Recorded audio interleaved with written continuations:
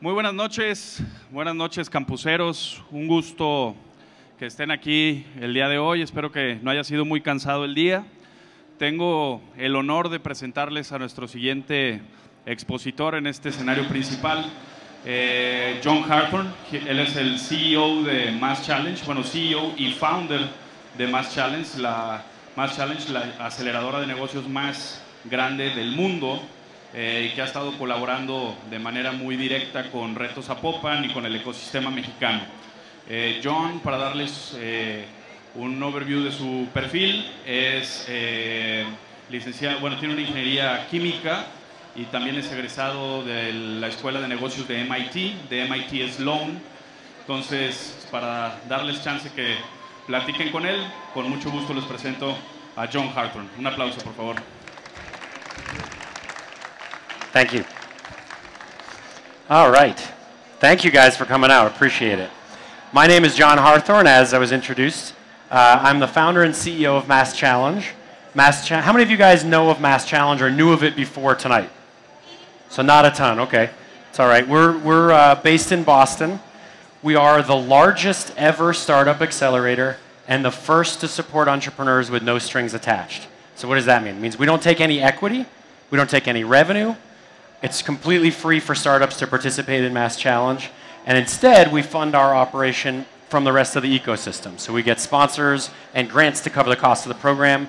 We give away over $1 million of cash prizes every year to the highest impact, highest potential startups from around the world. And this year, we'll give out $1.75 million. So we're looking for startups that have the potential for significant impact on humanity in any industry from anywhere in the world, as long as they're early stage. So there's no restrictions to enter Mass Challenge. We use a competition-like format with $1 million in prizes. Anybody can enter from anywhere in the world with any startup. And we narrow it down. We got this year over 1,600 applications from 50 countries and 40 states. Then we use a public judging process to narrow that down to the top 128 startups who get free office space, intensive mentorship, training, and access to funding and other resources like media opportunities, team building exercises, etc., for 4 months. And at the end of that, there's a final round of judging. 26 teams split the $1 million+ in prize money and are declared winners. Okay, so that's what we do. So what I just want to give you that quick background because you don't all know it. How many of you guys are entrepreneurs who are already entrepreneurs working on a startup? Okay, a couple. How many of you are potential entrepreneurs, maybe considering it with some kind of technology? All right. How many of you are any like investors or lawyers or other parts of the ecosystem in here? Not potential startups? Okay, a couple. Good. All right. So I want to give you a little bit of the context of why we started Mass Challenge, because I think you guys are mostly younger people looking to maybe considering getting into entrepreneurship or working on an early stage venture. And we have accelerated by now 489 startups. They've raised over $600 million and created 4,000 jobs and $350 million in revenue. So we've seen a lot of startups come through. And I've learned a lot of lessons from those startups as well as from ourselves. We're also only 4 years old and consider ourselves a startup. So let me talk a little bit about why we launched Mass Challenge. And I think that will give you guys an idea of some of the lessons and why it's exciting to run a startup, why it's okay to fail, and what it takes to succeed, okay? So as Ian mentioned in the introduction, I went to MIT, I got my MBA in 2007. First of all, actually, let me rewind before that. So basically, I went through college, and I got a master's degree after that, and I was more or less drunk from like age 17 to 27. I just constantly partied. I traveled around Europe. I lived in Berlin. I went up and down Eastern Europe, and I just had a blast. And it was awesome, and I had a lot of fun. It wasn't very productive, right? It was mostly just partying and meeting cool people. I read a lot too, but I was mostly not a productive human being. And after that, after a little while, I realized like I'm kind of screwed. I'm not going anywhere with this. What am I doing? Maybe I should go back and get a real job and sort of focus. So I went back to New York, and I thought maybe I could be a diplomat. I speak German really well, and I had majored in German literature and got a master's degree in political science. So I went back to New York to try to do some diplomacy stuff. Turns out I hate it. Totally terrible thing for me to do. It's all about following orders, a lot of paperwork, a lot of like bureaucracy and getting lost in the political shuffle, which is a disaster, and I'm like a nightmare at that. I get aggressive and angry at my boss and not comfortable in that world. So I quit that, and I decided to move back up to Boston, which is where I'm from, and try to get a little bit of a different experience and transition over into business. So I get a job translating German to English, but for car repair manuals. So I translated all of Volkswagen and Audi repair manuals from German into English. So I got really good at translating words like Scheibenwischeranlage, Gummianlage, and all these German words that would wrap like 7 lines. And that also surprisingly was not super fulfilling.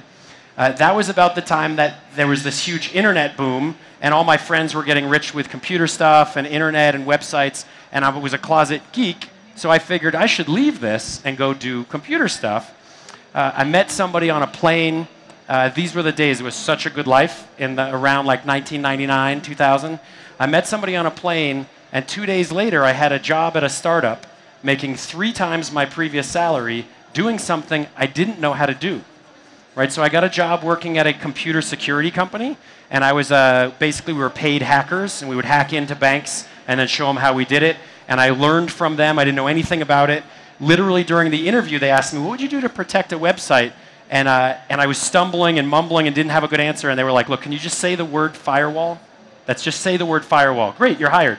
Thanks, you can start on Monday. And then they put a book on my desk and taught me a bunch of stuff. I did that for a few years, and I fell in love with startups. And I eventually got to be pretty good at it. And I became the director of training. I married a Russian woman in the meantime. We moved to Russia. We quit our jobs, moved to Russia. And from there, I was like, what should I do with my life? So I want to pause there for a second, and hopefully this gives all of you a little bit of warmth in your belly, knowing that I think we're pretty successful now, and I'm very happy with what I do. But literally, when I was around 30, I had done nothing in my life. Or rather, I had done a whole lot of random things, including just being drunk for about 10 years and then randomly working in translation, computer security, training, living in Russia, like whatever, right? So it was from there that I applied to business school. And when I applied to business school, I had to go through all the essay writing and all this stuff, and I realized, like, what's wrong with me? How do I make this story make sense for a business school so they'll let me in? And I'm thinking it over, and what I realized, I have like a kind of an epiphany through this. It was actually very helpful. I had like an epiphany when what I realized is I have a really short attention span, right? Like I get bored easily. So any job that I do, I never do anything for more than like a year and a half, maybe 2 years maximum. And I love it, and I'm really good at it for the first year and a half, 2 years, like outstanding. I win awards, and people love it. And then after the second year, I'm like, this sucks. I'm moving to Russia. I'm out of here. And I would leave. And what it really comes down to is I love learning, and I can't stop. Once I learn and I understand how something works, I don't want to do it anymore. It's boring to me, and somebody else can do it. So I apply to business school with this knowledge, and I figure I'm either a consultant or an entrepreneur. Because as a consultant, I do these 6-month projects. They're always changing. They're complicated and difficult. And as an entrepreneur, it's always hard, right? It's like constant challenges. You have to do every aspect of the business. At the beginning in particular, you have to be the HR person, the IT person, the sales person, finance person. You got to do all of this stuff. So I figure those are my 2 options. I go to business school with this in mind. I do all the consulting stuff. I go to Bain & Company for my summer. And I was top pick out of MIT to go to Bain. And then I also ran the largest conference on startups at MIT, the Global Startup Workshop. I won the MIT 100K business plan competition with 2 engineers for a medical device. And I won the MIT-wide prize for entrepreneurship. So I'm doing well. I'm super happy. I'm satisfied. I finally got my shit together.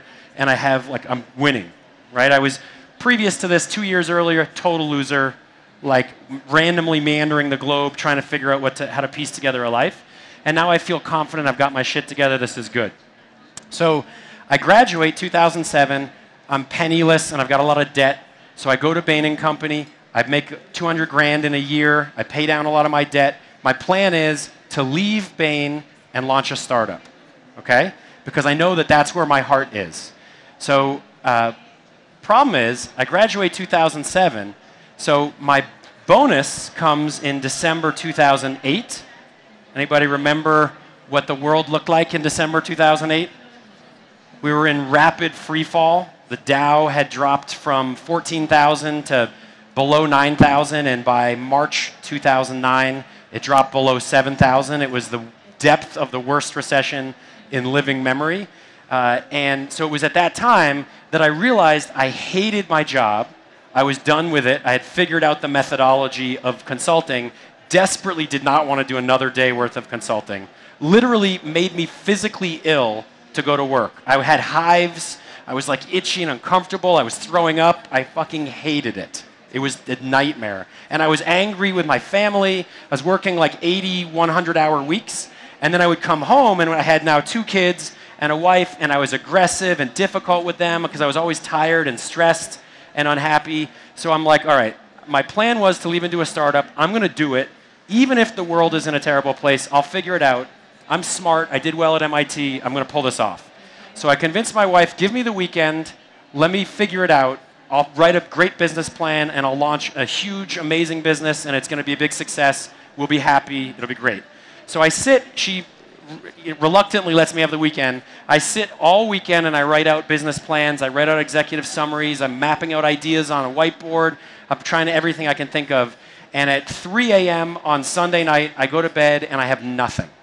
It's just all crumpled up and thrown away, and I'm totally depressed. This was like a really dark time for me. It was just like blackness and despair, and I thought, shit, I'm going to have to be a consultant forever, and I hate this job, and it's going to ruin my family, and the economy is in the shitter, and there's talk that it's like the next Great Depression.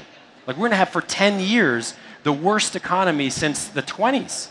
And it's going to be bread lines and people out of work, and at least I'm smart and I'll make money, but I'm going to hate every second of it, and the whole world is collapsing around me, and I was angry, I was full of like self-pity, and I'm literally thinking to myself, like, what the hell happened? I graduated a year and a half earlier. The Dow was above, when I got to ring the bell at the New York Stock Exchange on May 17th, 2007, and the Dow was above 13,500. And now I hate my job, and it's below 9,000, approaching 7,000. Like half of the world's value disappeared in a matter of months. And I'm devastated by this, and I'm thinking, what the fuck happened? And I'm mad at Wall Street. I'm mad at the world because I finally got my act together. I stopped being a drunken loser and like organized my life, and I did well, and I won awards. And now it's my turn to like actually be in charge and get shit done and make some money and make decisions. And the world just collapses at my feet. And I'm thinking, what happened, you know? So what do you think happened, right? We'll probably debate forever the exact things that happened, but basically, greed, right? Just too much greed. Too many people extracting profit without first doing something valuable, right? You have these like big finance giants that are literally mocking their clients. Like their biggest clients, they have derogatory names for them, is revealed in all their internal emails. They're making fun of their clients that pay their bills because that's a joke. Those guys are fools and idiots. All their money is for us, right? It's all about the model has become, and this is what they teach you at business school. The model is, how do I screw over my customers, screw over my suppliers, screw over my employees, screw over my competitors, and basically everybody in the system so that I get to grab the majority of the money in the pile. And then I'm the richest guy, and I'm beloved and admired because I screwed everybody else over and took all their stuff, right? That's the model. That has become the dominant model of the economy. So I'm thinking all this in my head, like angry and thinking, shit, all I want to do is I want to start a new business. I want to solve a problem, create jobs, create growth, create optimism and hope. This is exactly what the world needs. It's the most important thing in the world, and yet it's impossible to do it because everybody else is such a greedy bastard, like fighting over all the last scraps of money, and that sucks, and it's terrible for me, and I'm angry, and I'm thinking, God, somebody should fix that. What a huge problem. Somebody ought to be doing something about that to save the world. Otherwise, America and the Western world as we know it is going to just collapse in a decline for 10 years. And I'm almost half asleep and have this like adrenaline shot to the heart. Sit straight up. I remember like really intensely breathing heavy. I remember the temperature of the room and the sounds from the street, cars passing 2 blocks away. And I had this just intense awareness and this realization that, wait, I'm somebody. Why don't I fix that? Right? That's the biggest problem in the world. It's the thing that's affecting me most of all. How come it didn't occur to me to fix that? And when I was at MIT, the conference I ran, the Global Startup Workshop, was a conference on how to use competitions and other catalytic events to create entrepreneurial growth and economic success. Like, that's the only thing I know how to do, actually, is to fix this problem. But I didn't see it. And why didn't I see it? I didn't see it because I wanted to start a consumer electronics business so that I could become a billionaire like Bill Gates or Steve Jobs. So I had the same greed in my mind, and that was obstructing my view from the thing that I actually was able to do. Okay? So now, I think to myself, shit, the right solution to solve the world's problems is we need to support more startups, because startups don't take any value. There's no profit in startups for years. All they do is create value. A lot of them will fail, but they're attempting to solve problems. They're creating jobs. They're creating growth, optimism, hope, all of the things that we need to break that vicious cycle. This is exactly what we need, and yet the government was buying shares in Chrysler and all these big companies trying to save them, but what we really need is new companies. So how do we shift the pendulum to the new company? And so that's how we design Mass Challenge. Let's launch the largest competition in the world and say, anybody with a big idea, I promise I will connect you with whatever you need. We will be your concierge. If you need money, if you need publicity, you need team, you need customers, we'll go find it. Together, we'll all find it, we'll connect you, and we'll do it for free. It doesn't cost you anything. Just come and work your ass off and make it a success story. That's all we ever ask. And so that's the model that we came up with. And now, so I do it for free. I mean, it's a nonprofit. I make half of the money I made when I was at Bain. Okay, so this is not a path to riches or glory, but I'm so much happier, right? And not only am I happier, but I have 5 billionaires on my board. We work with Verizon, Fidelity, Microsoft. We have the owners of the Red Sox, the Patriots, the Celtics, the owners from Neiman Marcus and some cinema chains are on my board. So I now have access to more money, more potential wealth than I ever had at Bain, where I wasn't even allowed to sit in the room with the CEO when we did our report, right? So by not going after wealth, I actually have given myself a much better opportunity to generate wealth, okay? So there's two kind of lessons from this, and then let me pause, and I just want to let people ask questions, and we'll go just back and forth dialogue, okay?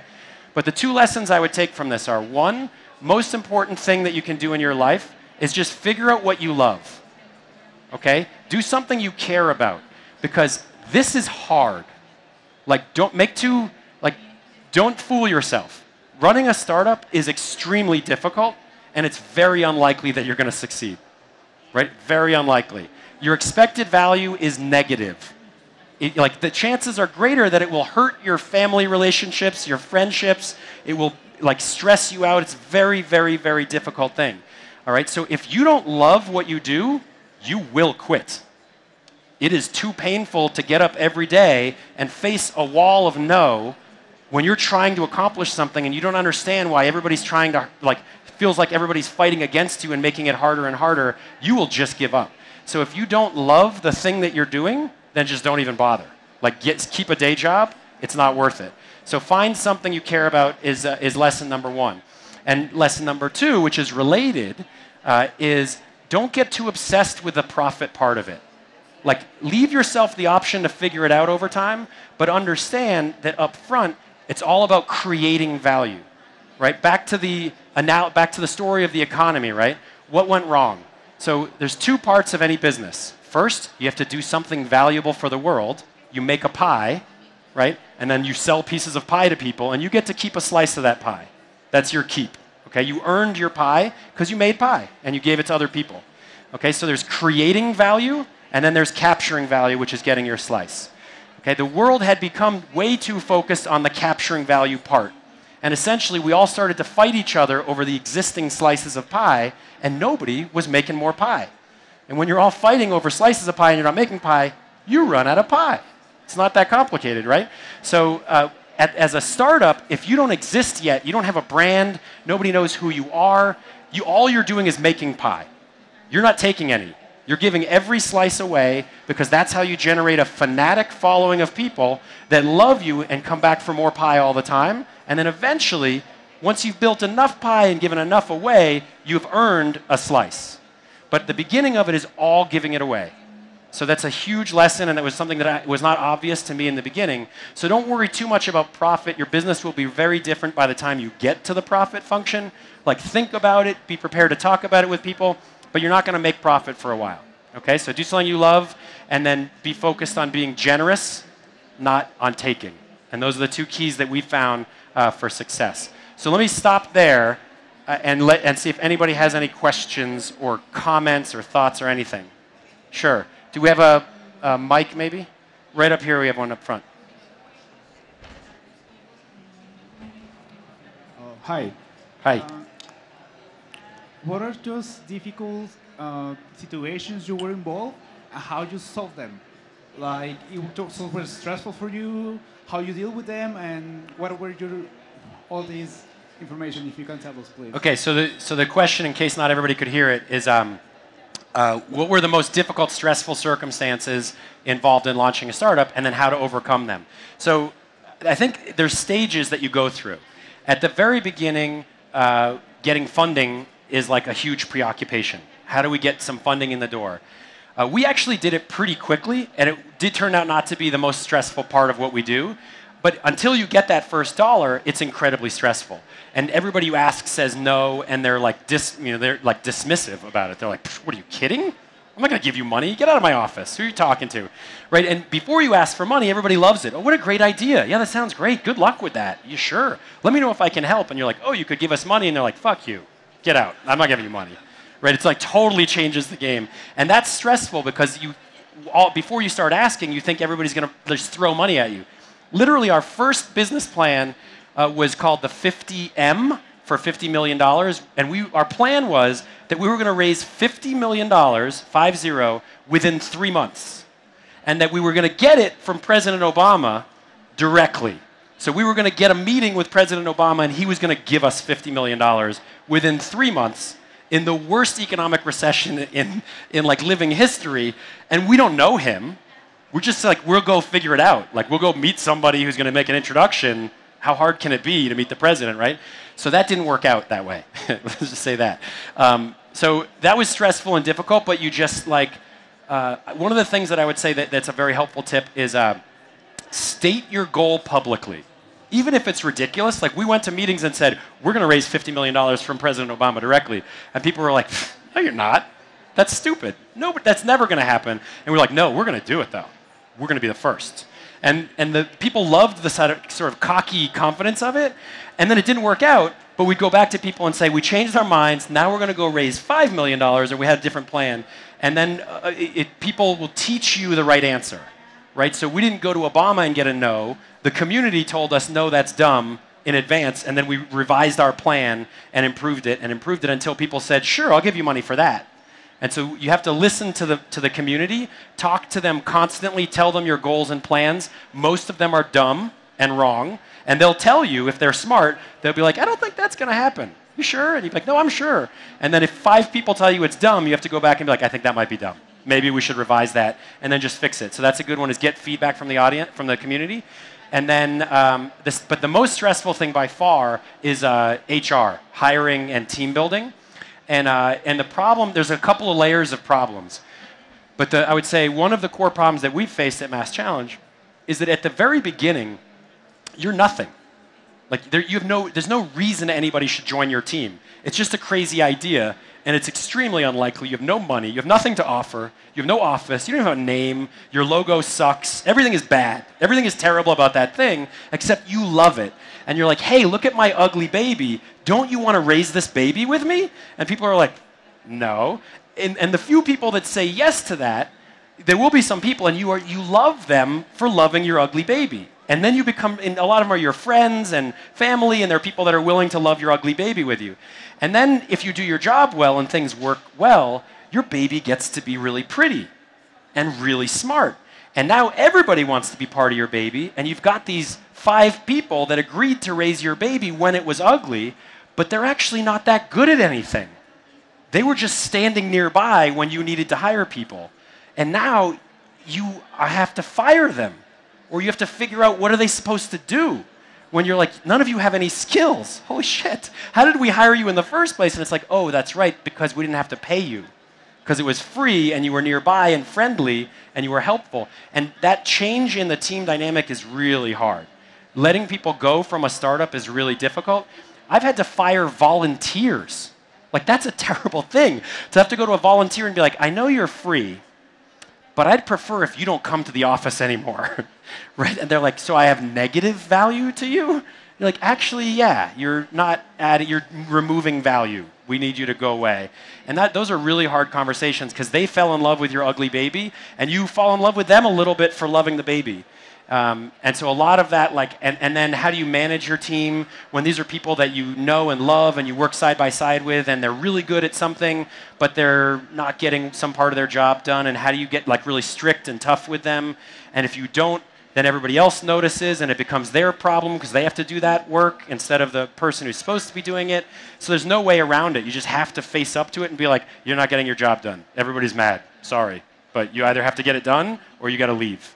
And you get better at that over time, but it's still the hardest thing that I ever have to do. And how to deal with it, it's better to just man up and do it right away.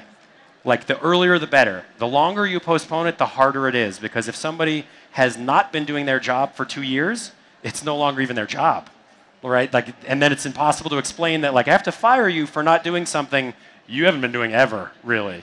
And there's no, you haven't like been fair and upfront about it. So being as blunt as you can early on, even if it leads to sort of arguments and fights, much better. Get it out of the way right away. What else? Other questions, thoughts, concerns? All right, a bunch. What is the challenge more difficult that you have in the process to grow up in your business? Say it again. What is the...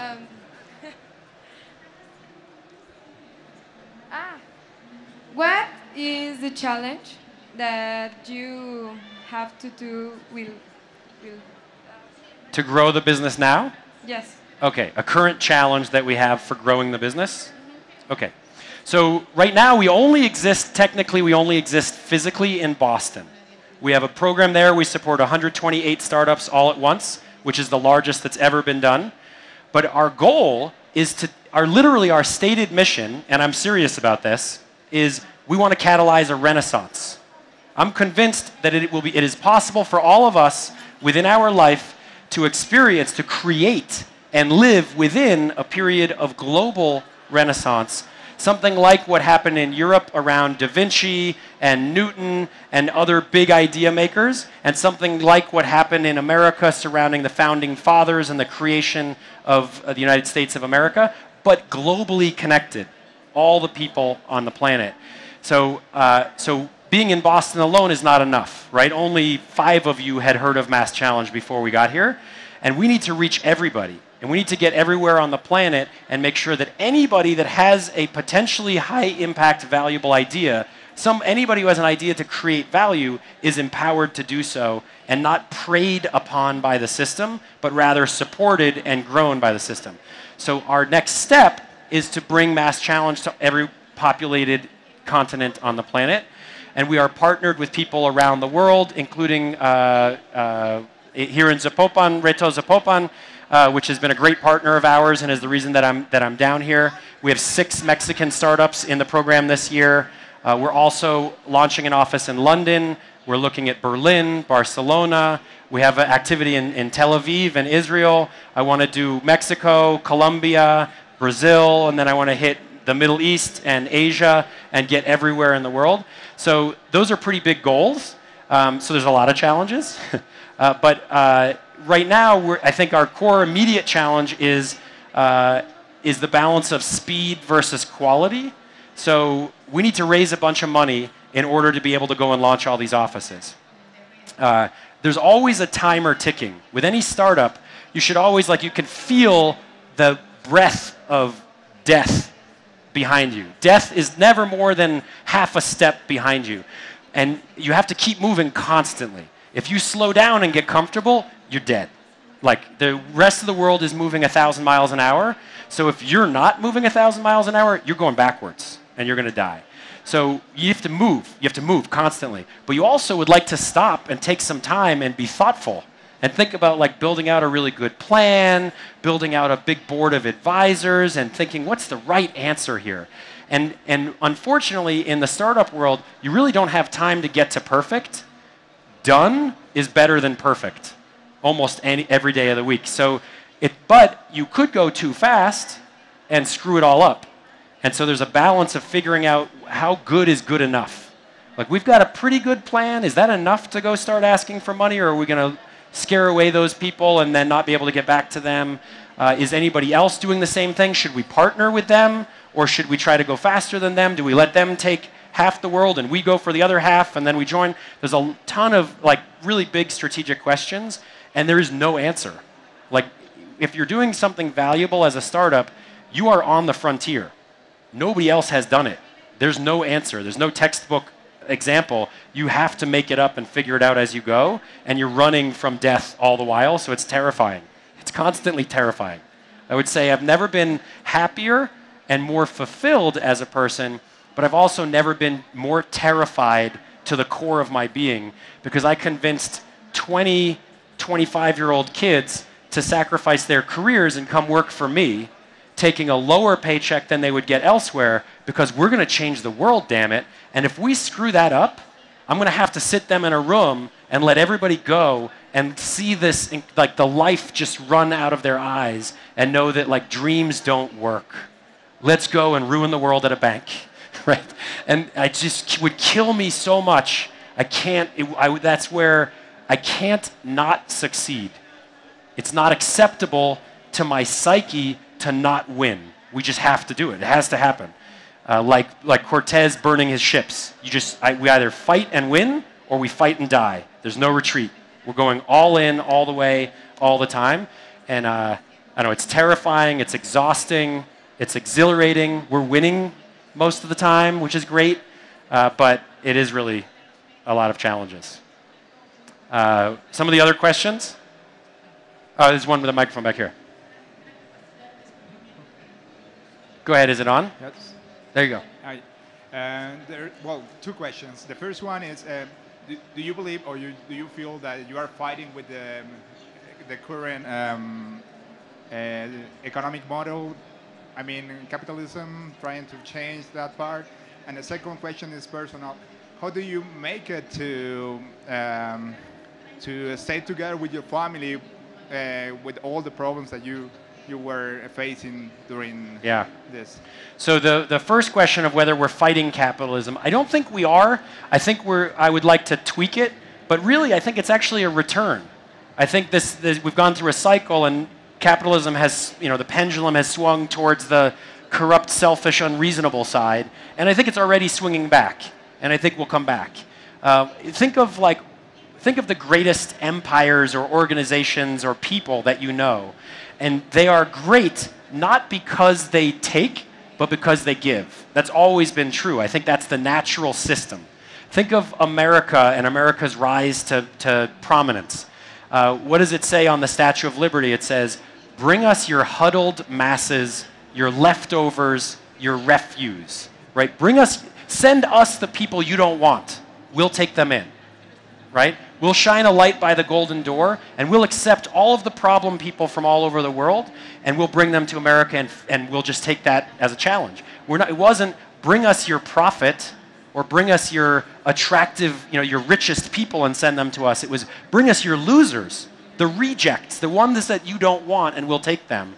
And that created greatness, because the intense passion of that population creates an enormous energy, and the generosity of saying we'll bring you in is incredibly powerful.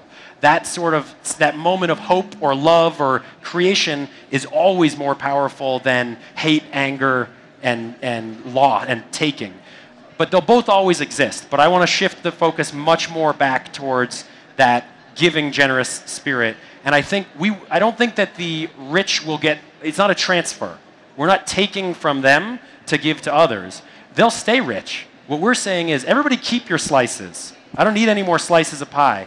Everybody keep the slice you have. Let's just double the size of the pie, right? Let's triple the size of the pie. As it grows, I would hope that there are some disenfranchised people that can get a slice out of the new part of the pie, but they don't have to take it from somebody else. We're creating new pie.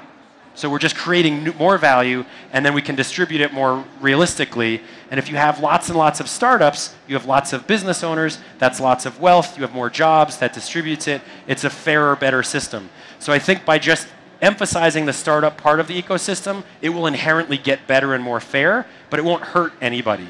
It gets better for everybody. And then the second part was, how did we stay together with all of these challenges? I mean, the first year, every single day I thought we were going to die. I swear to God, every single day. And at least at one point during the day, I thought we were going to be on the cover of Time magazine.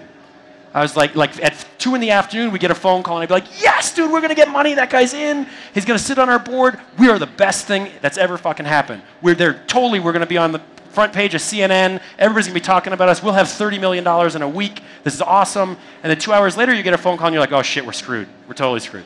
Everybody pack up your stuff. We're done. I don't think this is going to work anymore. It's like incredible volatility because it's so fragile. Like, you have nothing. You have no assets. You have no brand. There's nothing to hold you together. So the tiniest bit of bad news can lead the 2 crazy volunteers to decide maybe they shouldn't do this anymore and leave you, and then it's all gone. So it was much more fragile at the beginning. As time goes on, the organization builds a kind of resilience to it and becomes tougher to destroy. It remains fragile, but less volatile. So it was more like once or twice a year I thought we were going to die, not once or twice a day. And that was mostly when you thought like a big sponsor was going to pull out, like suddenly money was drying up, and then you look around and you're like, oh shit. Like we don't have, even today, we don't have excess money. Every dollar we bring in, we spend right away. And if I got more money, I would spend it because we have growth, we're growing. So, and you make your revenue after you do something. So I need to bring people on board. I hire people I can't pay, knowing that I have to earn that money in the next 2 months so that I can pay them. And if I don't get it, then somebody's going to have to go. Something's going to have to change because we literally can't pay the salaries. And so there's an intense amount of stress in that. But once you've done it now, it's our 5th year, I know the pattern. And so I'm not as stressed about it because I'm pretty confident we'll be able to get it. I don't know. We just didn't give up. It's literally about getting up every day and just running into a brick wall, going to bed, getting up, running into the brick wall. And soon, over time, the bricks get looser and looser, and it's still painful and terrible, but eventually you can break through it and not be so vulnerable. What else? Other questions? Does somebody have the mic? How are you, John? This is Patricio, right here. Where are you? Right here, right here. Ah, gotcha, okay. Yeah. So, I have 2 questions, too. Can you share your strategy as a company with us? I think that's really important. And my second question will be how you set smart KPIs or goals as a startup, right? I think those are really important for any company. Okay, great. So the first one was the strategy, share our strategy, and the second one was kind of like key performance metrics. Is that right? Sort of what metrics we say? Okay. So for our strategy, okay, so first and foremost, it was passion. Like we just thought the world was fucked up and broken and we ought to fix it, and we had a reasonable approach that might work. Our first business model was very different from what we have now. We thought it was going to be a for-profit. We thought we were going to have an investment fund. It was a very different structure, but the competition format and some other pieces were similar and present. And then the community taught us to change it for a whole variety of reasons. So our existing strategy was built not by us, but by 2,000 people that we talked to iteratively, improving it every meeting by meeting by meeting until we arrived here. So the origin is still very much like philosophical. We felt like the world was too greedy. We wanted to create more value, so therefore we shouldn't take a slice. We should just do the right thing, create lots of value, it'll be good for everybody, and we'll figure it out from there. That's the main reason. The second part of the strategy that I think is very effective is that, so if you think of the world of startups, most of them are going to fail, right? By anybody you talk to. The best teams coming out of MIT and Stanford and Harvard and wherever you want, the vast majority of them are going to fail. Maybe 15, 20% will become genuine successes, and the rest, a few will like barely break even, and then most of them will just be terrible losses of money and time and a disaster. Okay. So if you're a startup accelerator, you need to get that top 20%. Right? There's a lot that we do. We provide a lot of value, and we can improve the odds of the startups that join us, but I can't take a bottom decile startup and turn it into a Google. Right? There's only so far up I can push them, so you need to get the highest quality input. You need to get the best startups to agree to join your program. So how do you get, so the best startups coming out of MIT, Harvard, Stanford, wherever, they have lots of choices. Right, they're getting phone calls because they won an award when they were at MIT or when they were at Stanford, and they got written up in the paper, and some investor who's teaching their class knows that they're really smart and they've got a cool technology. So they're already preyed upon, and it's all of the very wealthy, established, prominent people are offering them money and office space and stuff. So as an accelerator, if I say, hey, I'll give you office space and introductions to people, and I need 10% equity, the best ones are going to say, no way. I'm already getting those offers from people for free. So you're automatically removing that top slice of startups from that. They're not even going to consider your offer. So our strategy, the main advantage of it is by taking nothing from the startups, we remove any reason for them to say no. So we get the top startups out of MIT and Harvard and Stanford and from all over the world, and they apply because there's nothing to lose. We don't take anything from them. And so they just get free office space and a chance to win some money if they don't, there's no cost. So, and by getting the best startups, that's where all the value is, right? The investors like to convince the world that they're super important and prominent and special, but recognize this, okay? To create a successful startup, you need a startup, like you need the founders. You're going to need lawyers, investors, customers, publicity and media coverage, team members, knowledge, advisors, all sorts of good stuff, right? Some government regulations may have to change, so you may need some friendships there. So you need a lot of stuff. The only commodity in the entire equation is money. It's the only thing that isn't differentiated. And yet the investors have convinced the world that they're so special, they should extract this massive amount of value out of the company. The startup is way more unique and way more difficult to find a high-quality startup than it is to find a high-quality investor. And if you have a high-quality startup, the investors will give you money every time. That's the thing they can't find. So this equation has been flipped. At the beginning, we thought, I used to say, we're going to be the tail wagging the dog. We're going to create this competition model, and essentially we'll take the little guy, the startup, and that's the tail, and we'll wag the dog instead of the dog wagging us. That was what I used to think.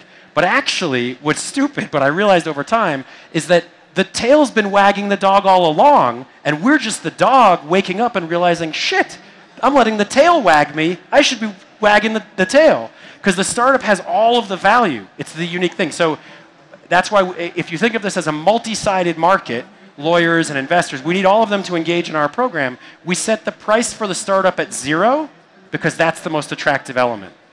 If you think of it in another terms, if I'm throwing a party and I get all of the prettiest women, the guys are going to come, right? If I get all of the prettiest guys, some of the girls will come, but it's not nearly the same way. You think of the lead, who's the lead in that equation? And in the startup world, it's the startup. It's not the investor. It's not the lawyer. So we set their price at 0, like ladies drink free night, and then everybody else will come and they'll pay to make up for the loss because they want to meet the startups. So that's a key piece of our strategy. And then as we enter new markets, we have a kind of a more tactical strategy, which is we typically like to get work with a very senior government official or department. When we go to London, the Prime Minister invited us to go over, and so his office gives us introductions, and that's very, very, very valuable. They don't give us money, but legitimacy is very important. And then we like to find 1 or 2 very wealthy, prominent entrepreneurs to be advisors. They also give significant legitimacy and credibility. They have knowledge of how that community works and who's important and who's not. And they can give some money and a lot of advice, though, mostly advice. And then we go to corporations, and we expect the corporations to pay for most of it. and foundations. And then we go for the grassroots startup community because they'll follow the money, and which we're giving away for free, and then the model works and just takes over. And then what was your second one? Did I answer the other one? Oh, the metrics. So it's really hard with startups because they take so long. So we have long, medium, and short-term metrics that we use. Over the long term, I would like to see exits. I would like to see globally recognized brands, brand names. I'd like to see revenue that's very significant, lots of jobs, right? That they become big and successful and they're well known. In the medium term, it's difficult to get those things. It takes them 5 to 10 years to grow that big. So in the medium term, you can use funding, jobs, and revenue as an interim metric.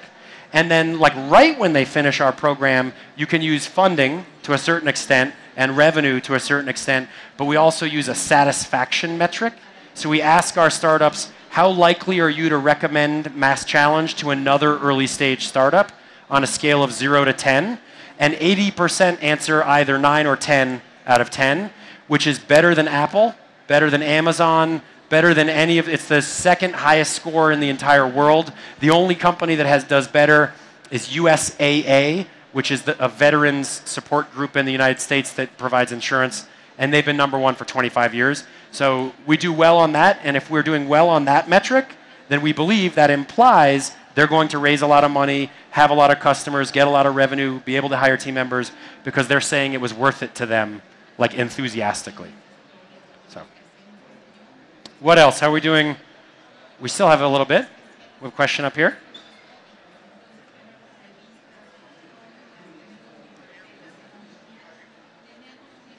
We get the mic on. Bueno, There we go. Adrian from Guadalajara. How we can apply to Mass Challenge? You can do it on just go to the website, masschallenge.org, and then you fill out the form. There's a 99, so this year is closed. It goes February through April 11th, and then there's judging for about a month and a half. And then in the end of May, we announce that year's finalists, and they come for the summer to Boston, and then can go back home and do whatever they want. So it will open the next application February of this next year, and just go to masschallenge.org. Historically, we charged a $99 application fee, but I'll let you guys all in on a secret. If you email me and ask me, I will waive the fee, because I don't really care about it. But what I need to know is that you're serious, and that you're not going to enter 10 times, right? Because it's really hard for us to read that many applications and do it thoughtfully. So we put a little barrier to enter of $99, but if you demonstrate that you're serious and you're legitimate, then we will remove it. We don't really care. So it's mostly to keep out the riffraff and the noise and make sure we're focused on the really good, serious, genuine startups. So masschallenge.org, and then you just register, fill out the form. Either way, you have to pay, and then email me and I'll reimburse it, is how it works. So just pay, go through it, email me, and I'll reimburse it. And you have witnesses here. Everybody can back you up that I promise to reimburse it, so you're covered.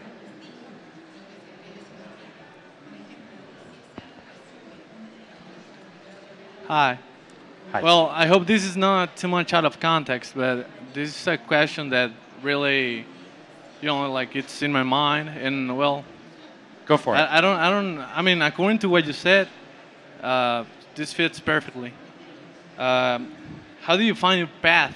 Because you said that you're a person who gets bored of doing a thing and then goes to another thing and then gets bored again, and you keep changing jobs, and that's kind of a problem with me. That's why I started mechatronics, because it gives you different, like paths. Yeah. And since I don't have like a definite path, how do you find yours? So that's a good question, and I think that's a very good question. So so somebody told me, I don't know, 10 years ago, that the most important lesson they had was so if you think of, the world is always prescribing action.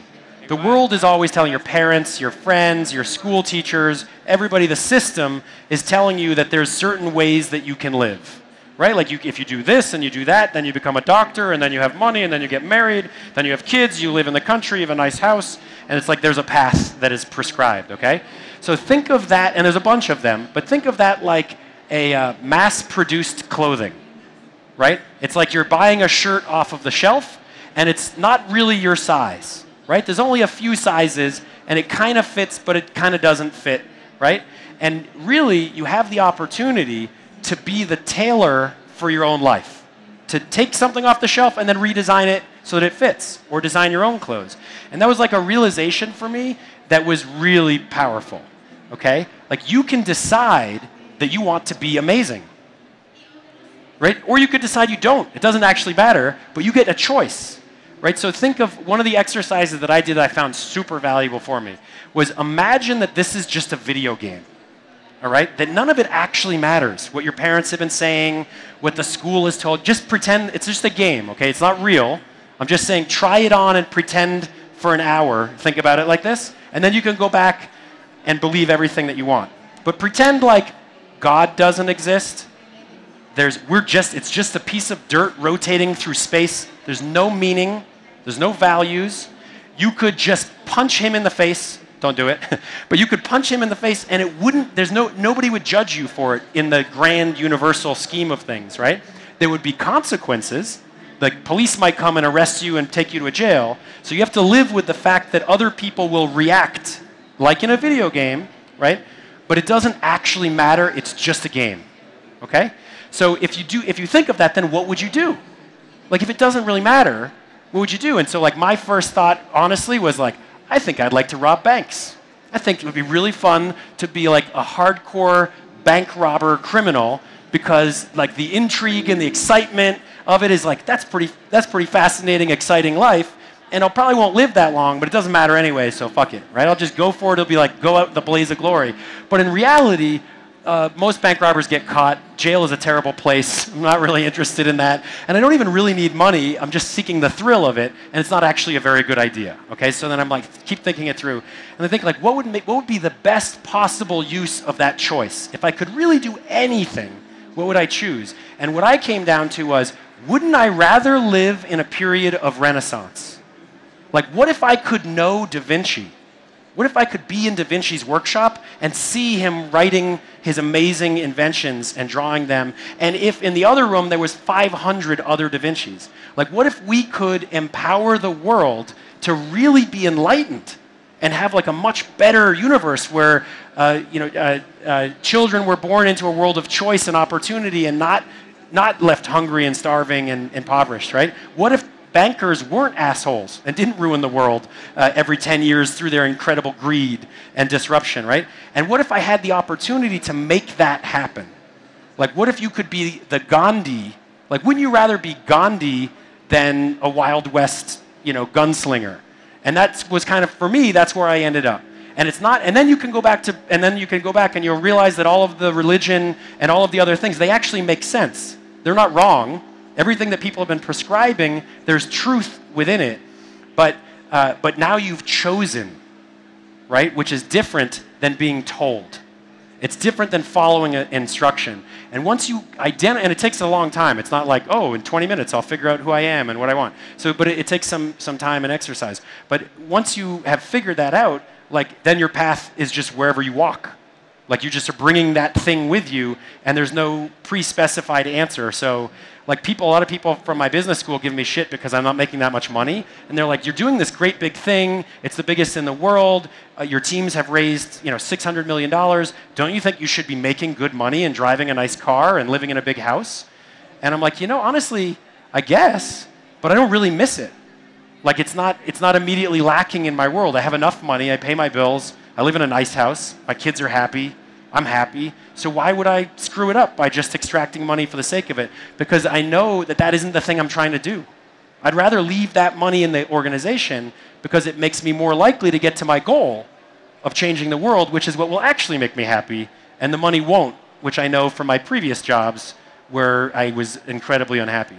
So so in terms of prescribing it, think deeply about what you care about and what you would do if nothing else mattered. That's one good thing. And then until you know for sure, just do the thing that feels right. Right? Like don't over-intellectualize it and think it out too much. When presented with two choices, you'll generally be like, okay, they both are interesting, but I think I like this one better. You won't even be sure why. But that's your soul telling you which one is closer to your ultimate dream and desires. So I would follow your gut and not worry too much about the rest of society and people telling you that it's a bad choice, or but that's not making as much money, or that's not doing. You will become way more successful if you're doing something you care about than if you were doing something that you don't care about. The only pitfall I would say to be careful of is sometimes your body will tell you that you like one option because it's easy. So don't fall into the lazy trap and be like, I think I like sitting on my couch and eating potato chips and watching TV. That's my choice. That's my life dream. That probably isn't your life dream, right? It will be something that is hard and difficult, but it will be fulfilling and meaningful to you. So think thoughtfully about it and don't pick the easy, stupid answer. But in general, your heart will like point you in the right direction, and you'll figure out later why it makes sense. There's a great quote: "You live life forward, but you understand it backward." Right? So later on, you'll look back, and then you'll realize why that was exactly the right choice. But in the process of it, it's very, very difficult to like intellectually determine. All right, how are we doing? I think we're more or less out of time. All right, that's it. We're out of time. Thank you guys very much. I will stick around. If anybody wants to chat or get a business card, come on up and I'll chat with you guys. Thank you.